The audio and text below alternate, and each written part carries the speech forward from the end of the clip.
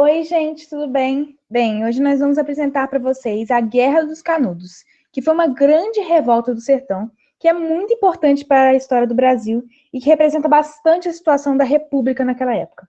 Para começar a entender essa revolta, vamos primeiro entender em que contexto ela aconteceu. A proclamação da República, que se deu em 1889, teve uma grande relação com a revolta dos Canudos. Arthur, me explica um pouco mais sobre como estava a situação da monarquia com a República e como isso causou a revolta dos Canudos. Então, Aninha, a causa da Guerra dos Canudos foi a monarquia querer derrubar a recém-instaurada República. É preciso lembrar também que a mudança de regime político não significou mudanças significativas na economia do país. A estrutura econômica do Brasil funcionava com base no latifúndio, onde predominava a monocultura e a exploração da mão de obra que vivia na miséria. Bem, Arthur, no sertão baiano esses problemas chegaram de uma forma pior. Os engenhos haviam entrado em decadência e o fim da escravidão deixou uma população numerosa sem trabalho ou moradia, o que aumentou a taxa de desemprego. Vale ressaltar que a forma com que o fim da escravidão foi dada, sem apoio do Estado para a educação ou saúde, afeta a população brasileira até hoje, com problemas como desigualdade social e o racismo. Os fazendeiros, o Estado e a Igreja não lidaram muito bem com a revolta dos Canudos, já que ela os desfavorecia de alguma forma. Alice, conta pra gente como eles agiram perante a isso. Bem, Ana, por criticar as leis republicanas, por exemplo, a separação da igreja foi vista como uma ameaça. Por consequência, o governo resolveu intervir contra Canudos. As autoridades tentaram justificar a ação armada, afirmando que as pregações, que comprovaram sua total vocação monarquista, por estes motivos, representavam um risco para a República. A Igreja Católica acusava Antônio por heresia, que é a linha de pensamento contrária ou diferente de um credo, e subversão, sobretudo o que pela Bíblia não é certo. Já os coronéis ficaram preocupados, pois estavam havendo uma falta de mão de obra e também com a autonomia da comunidade em ligação ao poder oligárquico. Logo, outros sertanejos poderiam seguir a mesma linha de raciocínio. Alicia, para piorar a vida do povo baiano, o sertão ainda viveu uma seca, o que só aumentou a pobreza e a fome. E diante disso, os governantes e políticos não se importaram muito com as necessidades da população, como saúde, ensino, entre outras. Isso causou muita violência. Além disso, os latifundiários contrataram grupos armados para defender sua propriedade e ainda repreender movimentos políticos desfavoráveis. Bem, a religião também era bem importante para entender como a revolta dos Canudos aconteceu. E entender o porquê do surgimento desses líderes religiosos de uma forma tão forte. Ana, como era a religião naquela época? Isso mesmo, Aninha. Podemos começar dizendo que o cangaço era uma das formas mais comuns de luta contra a miséria e a fome.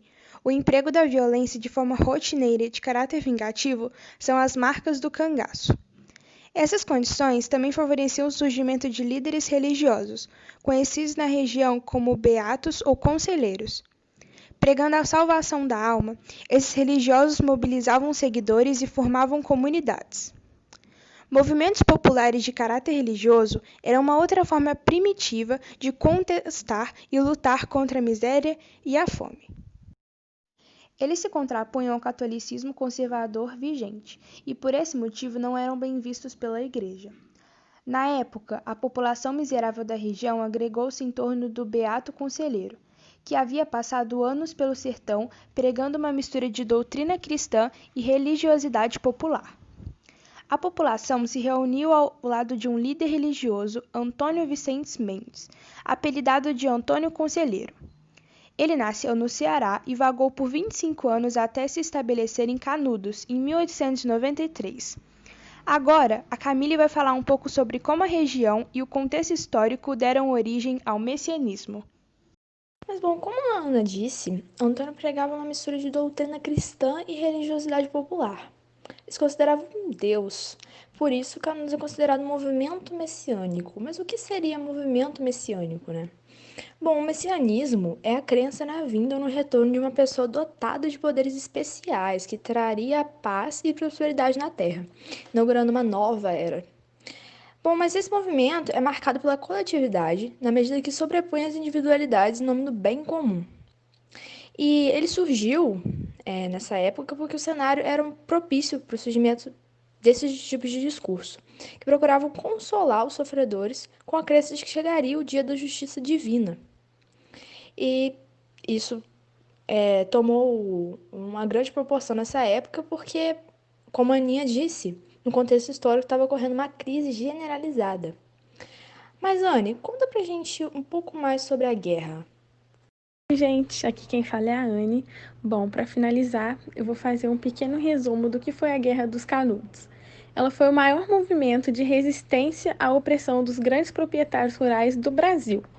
Ela foi causada pelas desavenças entre o povo e a igreja, uma vez que a igreja passou a se sentir ameaçada com as pregações do Antônio Conselheiro.